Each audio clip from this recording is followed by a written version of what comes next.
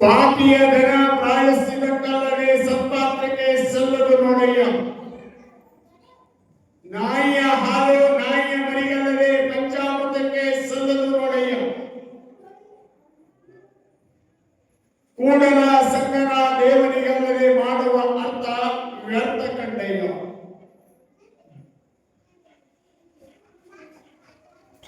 ಭಕ್ತನಾಗಿರತಕ್ಕಂಥವನು ಭಗವಂತನಿಗಾಗಿ ಒಂದಿಷ್ಟು ದೇವರಿಗಾಗಿ ಜೀವನವನ್ನ ಸಮಯ ಕೊಡಬೇಕಾಗುತ್ತದೆ. 12 ತಾಸು 24 ತಾಸು ಸಮಯ, ಪ್ರಪಂಚಕ್ಕ 12-13 ತಾಸು, ನಿದ್ರಿಗೆ ಒಂದು 11 ತಾಸು ಹೋಯ್ತು ಅಂತಂದ್ರ ಯಾವಾಗ ಭಗವಂತನನ್ನ ಸ್ಮರಣೆ ಮಾಡಲು? ಆಯುಷ್ಯ 10, ರಾತ್ರಿಗೆ ಹೋದವು 50, ಪ್ರಾಯಕ ಬಾಲ್ಯಕ 20, ಪ್ರಾಯಕ 30, ಆಯುಷ್ಯ ಹೋದವು ಹೀಗೆ 10. ಶಿವನ ನೆನೆಯೋದು 50. ಮಹಾನುಭಾವರು ಹೇಳ್ತಾರೆ, ಪರಮಾತ್ಮನನ್ನು ನೆನೆಸೋದೇ ಯಾವಾಗ? ದೇವರ ಚಿಂತೆ ಮಾಡೋದೇ ಯಾವಾಗ?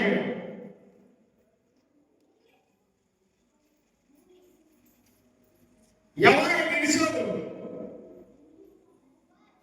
ಈಗಲ್ಲಪ್ಪ, ಪುರಾಣ ಶಾಸ್ತ್ರ ಈಗಲ್ರಿ, ಸಣ್ಣ ವಯಸ್ಸಿನಾಗಲ್ಲ, ವಯಸ್ಸಾಗಿರ್ಬೇಕು. ಇಲ್ರಿ, ಮುಪ್ಪಿನ ಕಾಲಕ್ಕಿರಪ್ಪ, ನೌಕರಿ ಮಾಡೋದು ನಿವೃತ್ತಿ ಆದ್ಮೇಲೆ ಪುರಾಣ ಪ್ರವಚನ ಯುವತಿ ಬೆಳೆದಂಗಿ ಬೆಳೆದೋದ್ರ ಅವಾಗಲೇ ಇವೆಲ್ಲ. ಈಗ ಆರಾಮ್ ಡ್ಯೂಟಿ ಮಾಡೋದು. ಮತ್ತ ಮಕ್ಕಳಿಗೆ ಕೇಳಿದ್ರೆ ಮಕ್ಕಳು ಮೊಮ್ಮಕ್ಕಳು ಆದ ಮ್ಯಾಲ್ರಿ, ವಯಸ್ಸಾದ ಮ್ಯಾಲ ಸಂಸಾರ ಜವಾಬ್ದಾರಿ ಮುಗಿದ ಮ್ಯಾಲ ಅವಾಗ ಟೈಮ್ ಸಿಕ್ಕದ, ಅವಾಗಲೇ ಸಿಕ್ಕದ ಟೈಮ್.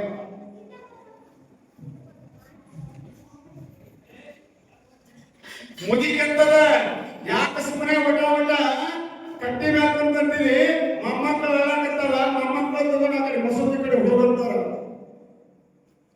ಇಲ್ಲ ಹನುಮಪ್ಪನ ಗುಡಿಗೆ ಹೋಗು, ನಿಮ್ಮ ಅಜ್ಜನ ಕರ್ಕೊಂಡು ಹೋಗು ಅಂತಾರ.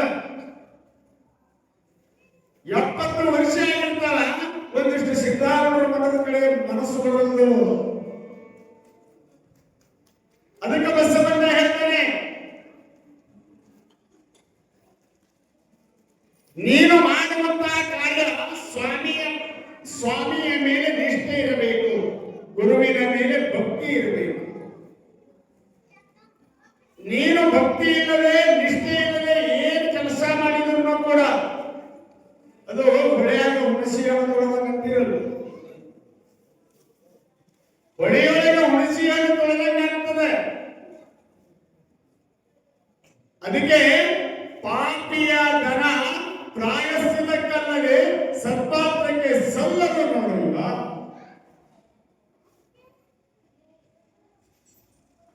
ಒಬ್ಬ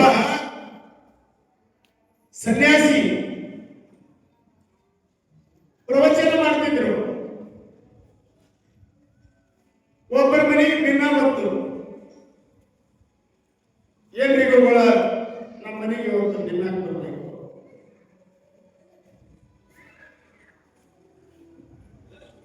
ಯಾವಾಗ ಪ್ರಸಾದಕ್ಕೆ ಭಕ್ತರು ಕರ್ನಾರ ಅಂತ ತಿಳ್ಕೊಂಡು ಗುರುಗಳು ಒಪ್ಪಿಕೊಂಡ್ರು. ಅವ್ರ ಮನೆಗೆ ಪ್ರಸಾದ ಕೊಡಬೇಕಾಗಿತ್ತು. ಹೋಗಿ ಪ್ರಸಾದ ಮಾಡಿದರು. ಪ್ರಸಾದ ಮಾಡಿದ ಮೇಲೆ ಅವರು ರೂಮಿಗೆ ಬಂದರು. ಪುರಾಣಿಕರು ಬೇರೆದವರು ಇರ್ತಾರೆ, ನಮ್ಮಾಗಿದ್ದವರು ಇರ್ತಾರೆ. ಅಲ್ಲಿ ಏನಾಗಿತ್ತು ಅಂದ್ರ, ಆ ಗುರುಗಳ ರೂಮ್ನ್ಯಾಗ ಬೆಳ್ಳಿ 2 ಪಾದರಕ್ಷೆಗಳನ್ನ ಇಟ್ಟಿದ್ರು ಅವರು ಗುರುಗಳ ರೂಮ್ನ್ಯಾಗ.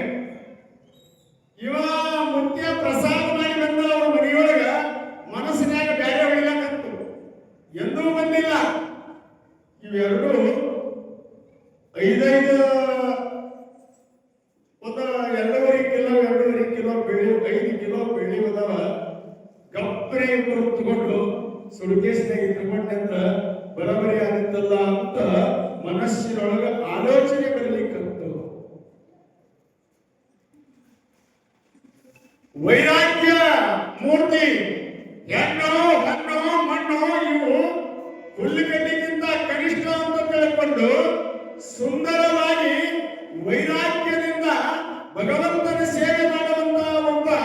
ಸನ್ಯಾಸಿಯ ಮನಸ್ಸು ಚಂಚಲ ಮಾಡುತ್ತದೆ. ಅವ ತಿಳ್ಕೊಂಡ ನನ್ನ ಮನಸ್ಸು ಇವತ್ತು ಹಿಂಗ್ಯಾಕಾಗ್ಲಿಕ್ಕೆ ಎಂದೂ ಬಯಸದ ಈ ಬೆಳೆಯ ಮೇಲೆ, ಈ ಬಟ್ಟೆಯ ಮೇಲೆ, ಹಣದ ಮೇಲೆ ಇವತ್ತು ನನ್ನ ಮನಸ್ಸು ಚಂಚಲ ಆಗಲಿಕ್ಕೆ ಬಹಳ ಚಿಂತೆ ಮಾಡಿದ. ಆಗ ಹೋಗಿ ತಣ್ಣೀರಿನ ಸ್ನಾನ ಮಾಡಿದ, ಹೊರಗೆ ಬಂದು ಲಿಂಗ ಪೂಜೆ ಮಾಡಿಕೊಂಡ, ಮತ್ತೆ ಜಪ ಮಾಡ್ಲಿಕ್ಕಂತ. ಆದ್ರೂ ಕೂಡ ಅದು ಮನಸ್ಸ ಏನಾರ ಒಂದು ಕಡಿಬೇಕು ಅಂತ ಮನಸ್ಸಿನೊಳಗೆ ಆಲೋಚನೆ ಬರ್ತಿತ್ತು.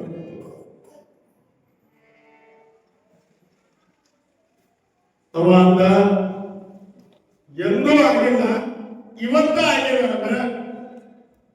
ಇದಕ್ಕೆ ಏನಾರ ಕಾರಣ ಇರಬೇಕು. ಕಾರಣ ಇಲ್ಲ ಅಂದ್ರೆ ಕಾರಣ ಆಗೋದಿಲ್ಲ. ಬೆಂಕಿ ಇಲ್ಲ ಅಂದ್ರೆ ಹೊಗೆ ಆಗೋದಿಲ್ಲ. ಬೆಂಕಿ ಇದ್ರೆ ಹೊಗೆ ಆಗೋದಿಲ್ಲ.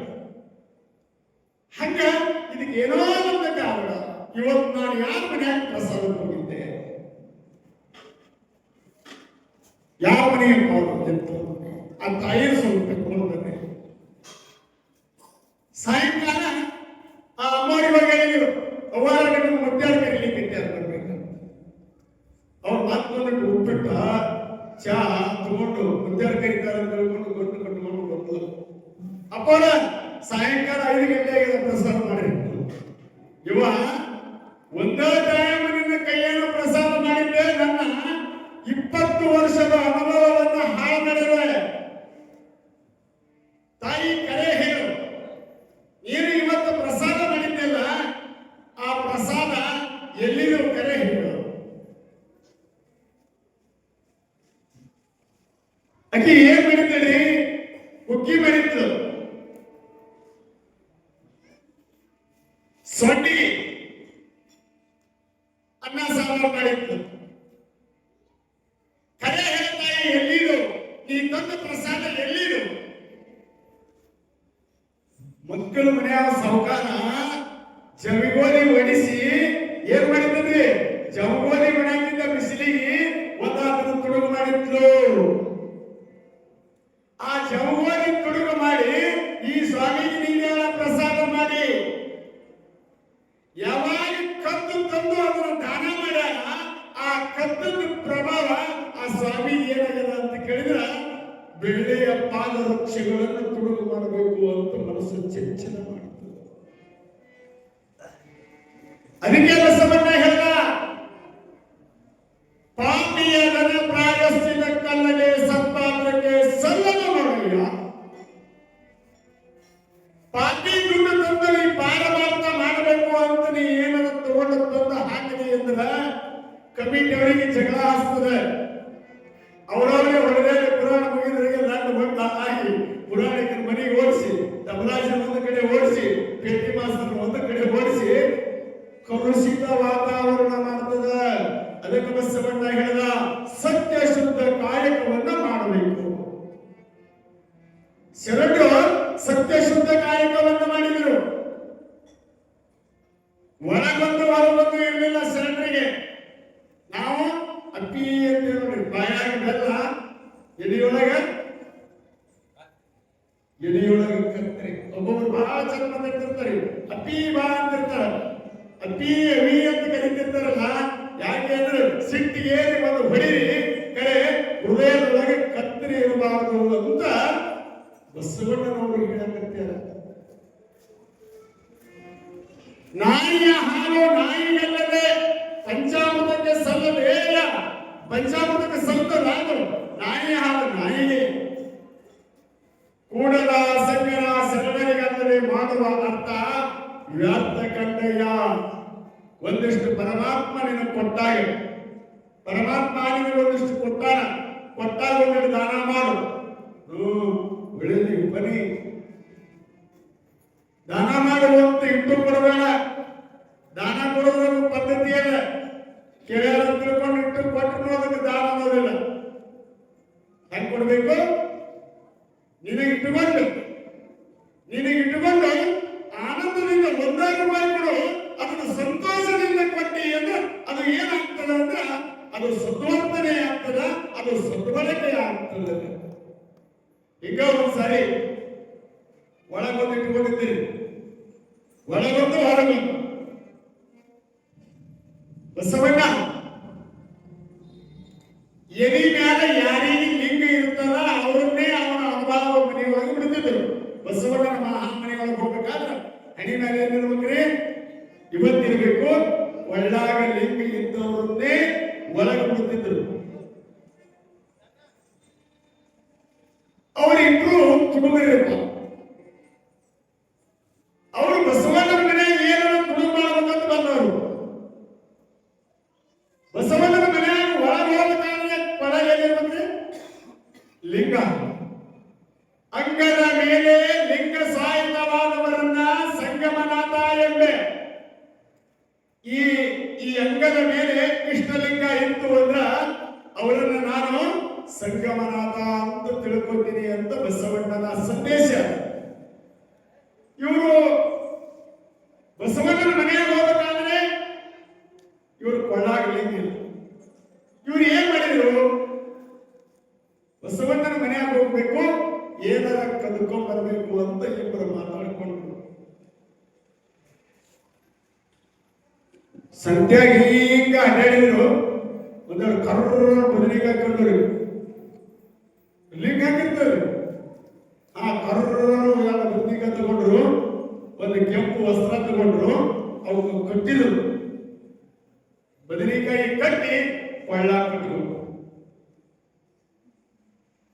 ಲಿಂಗ ಗುಂಡಿರ್ತದ್ರಿ. ಇವು ಬದನೆಕಾಯಿ ಕಡಿ ಬದನೆಕಾಯಿದು ಕಟ್ಕೊಂಡು ಚಲೋ ದೊಡ್ಡ ತಗೊಂಡು ಕೊಳ್ಳಾಗಿ ಕಟ್ಟಿಕೊಂಡ್ರು, ಇವತ್ತಿ ಹಚ್ಚಿಕೊಂಡ್ರು. ಬಸವಣ್ಣನ ಮಹಾಮನೆಗೆ ಬಂತು.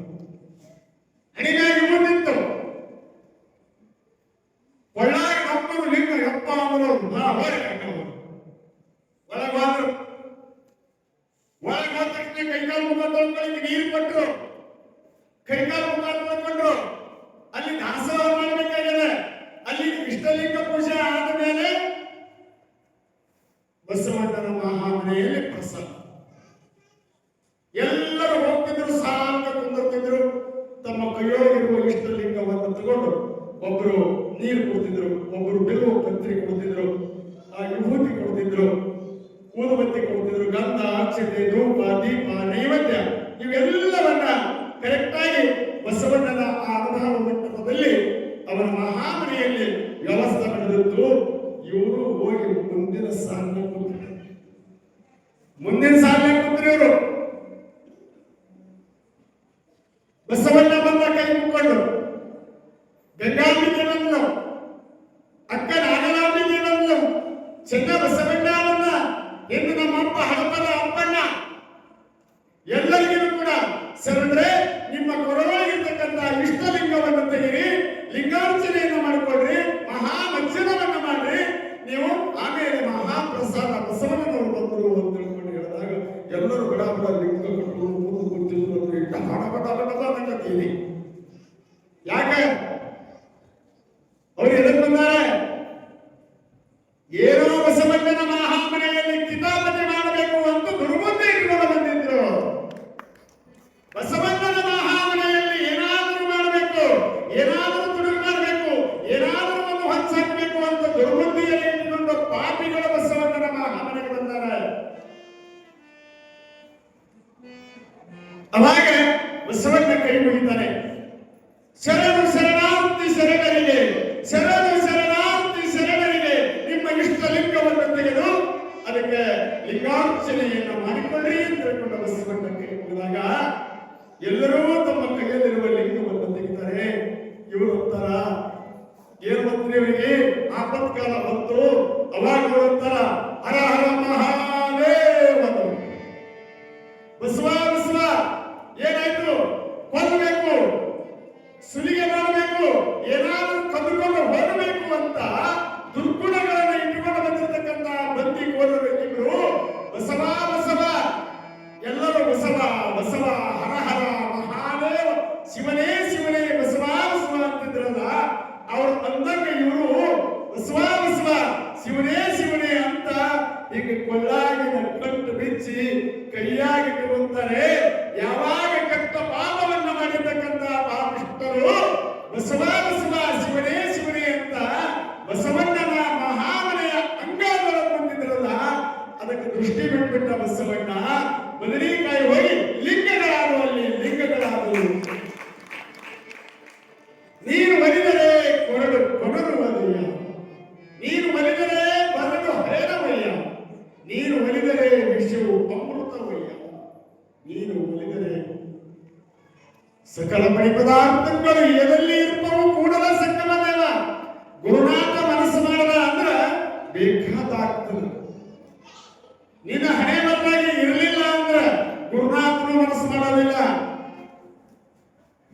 ಅಂತಿರಲ್ಲ. ಏನ್ರಿ ಈ ವರ್ಷ 4 ಮೊಟ್ರು ಒಳಗಡೆ ಬೆಳೆದಿರಿ, ನಿನ್ನ ಹಣೆನೇ ಇಲ್ಲ. ನಿನ್ನ ಹಣೆ ಬರಲಾಗಿಲ್ಲ. ನಿನ್ನ ಹಣೆ ಬರಲಾಗ ಇತ್ತು ಅಂದ್ರ ಯಾರಿಂದನೂ ತಪ್ಪಿಸಕ್ಕಾಗೋದಿಲ್ಲ. ಇಲ್ಲದ್ದನ್ನ ಬಯಸಬೇಡ, ಇಲ್ಲದ್ದನ್ನ ಬಯಸಬೇಡ, ಇದ್ದದ್ದನ್ನು ಮರಿಬೇಡ.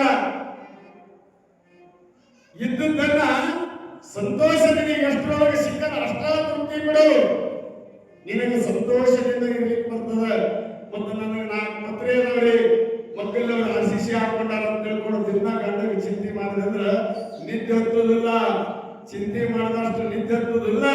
ಏನ್ ಚಲೋ ಆಗ್ತವ? ಬೇರೆಗಳು ಚಲೋ ಆಗ್ತವ, ರೋಗಗಳು ಚಲೋ ಆಗ್ತವ. ಅದಕ್ಕೆ ಹೇಳ್ತಾರೆ, ಕೂಡಲ ಸಂಗನ ಶರಣರಿಗಲ್ಲದೆ ಮಾಡುವ ಅರ್ಥ ವ್ಯರ್ಥ ಕಂಡಯ್ಯ. ನಿನ್ನ ಜೀವನವೇ ವ್ಯರ್ಥ ಆಗಿ ಹೋಗ್ತದೆ. ಯಾಕೆ ಚಿಂತೆ ಮಾಡುತ್ತೀರಿ ಎಲೆ ಮರವೇ? ಯಾಕವ ಸುಖವಿಲ್ಲ ಎಲೆ ಮರವೇ? ಪಾಪಿಷ್ಠರು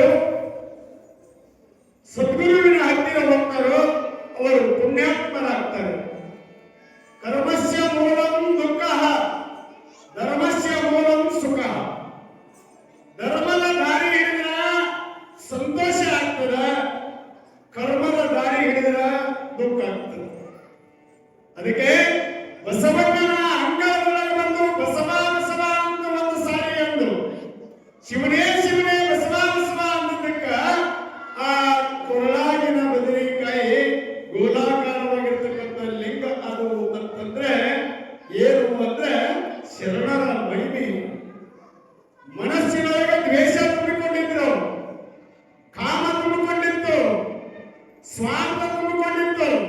ಯಾವಾಗ ಬಸವಣ್ಣನ ದೃಷ್ಟಿ ಬಿತ್ತೋ ಅವಾಗ ಬಂದೀಕೋರರು ಹೋಗಿ ಏನಾಗ್ತಾರೆ ಅಂತ ಕೇಳಿದ್ರೆ ಬಸವಣ್ಣನ ನೆಚ್ಚಿನ ಭಕ್ತರಾಗ್ತಾರೆ. ಬಸವಣ್ಣನ ನಿಜವಾದ ಭಕ್ತರಾಗ್ತಾರೆ. ಸಾರಿ ಬಸವಣ್ಣ ಬಿಚ್ಚಳನ ಆಸ್ಥಾನದಲ್ಲಿ ಕೂತಿದ್ದ. ಬಿಚ್ಚಳ ಸಿಂಹಾಸನದ ಮೇಲೆ ಕೂತಿದ್ದ.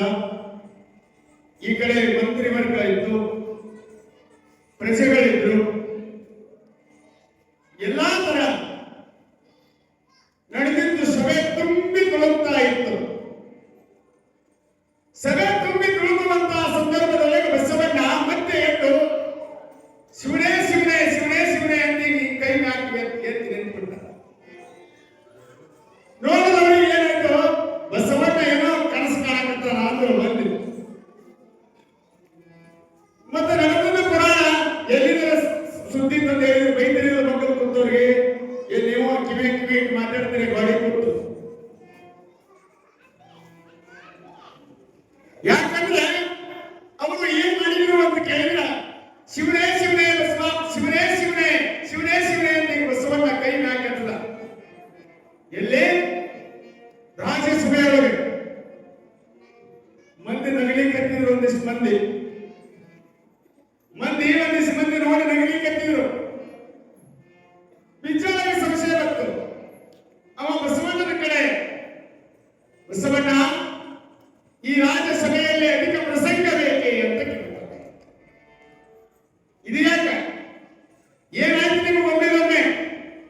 ಹರ ಹರ ಶಿವನೇ ಶಿವನೇ ಶಿವನೇ ಶಿವನೇ ಅಂತ ಮ್ಯಾಕೆತ್ತಿದಿರಲ್ಲ, ಕೈ ಮ್ಯಾಕೆತ್ತಿದಿರಲ್ಲ, ಏನು ಅಂತ. ಅವಾಗ ಬಸವಣ್ಣ ಅಂತಾನೆ, ಮಹಾಪ್ರಭು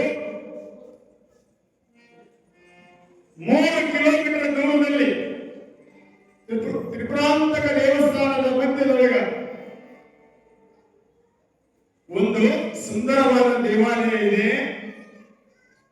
ಆ ದೇವಾಲಯದಲ್ಲಿ ಇವತ್ತು 88 ಕಂಟಕ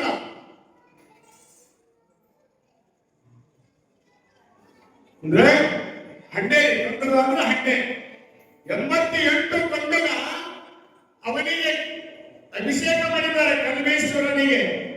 ಇವತ್ತು ಕಲ್ಮೇಶ್ವರ ಲಿಂಗಕ್ಕಾಗಿ ಇರ್ತಕ್ಕಂಥ ಅರ್ಚಕರು ಅಭಿಷೇಕ ಮಾಡಿದ್ದಾರ. ಆ ಅಭಿಷೇಕದ ಹಾಲು ನೀರು ಎಲ್ಲ ಚೆಲ್ಲಿ ರೊಚ್ಚಾಗಿದೆ.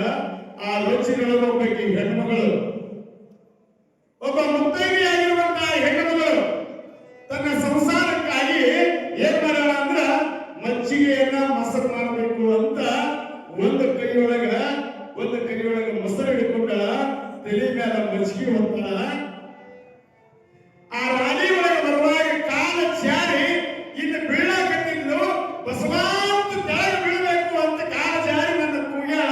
ಅದಕ್ಕೆ ನಾ ಶಿವನೇ ಶಿವನೇ ಅಂತ ಆಕಿ ಕೈ ಹಿಡಿದು ಎಬ್ಬಿಸ್ತೀಯ ಅಂತ ಬಸವಣ್ಣ ಹೇಳ್ತಾನೆ. ನಾನು ಆ ತಾಯಿ ಬೀಳಕತ್ತಿದ್ಲು, ಬೀಳುವಾಗ ಕಾಲು ಜಾರಿ ಬೀಳುವಾಗ ಮಜ್ಜಿಗೆ ಚೆಲ್ತಾಳ, ಕೈಯೊಳಗಿರ್ತಕ್ಕಂಥ ಮೊಸರು ಚೆಲ್ತದಂತ ಹಿಂಗ ಜೋಲಿ ಹೋಗುವಾಗ ಬಸವಾಂತ ಕೂಗ್ಯಾಳ. ಅದಕ್ಕೆ ನಾ ಎರಡೂ ಕೈ ಎತ್ತಿ ಬೆಳ್ಳಕ್ಕಿನ ಎತ್ತಿ ಹಿಡಿದೀನಿ ಅಂತ ಬಸವಣ್ಣ. ಒಂದಿಷ್ಟು ಮಂದಿ ಇರ್ತಲ್ರಿ, ಮಂದಿ ಯಾವ ಮಂದಿ ರಮೇಶ ಆಗಿ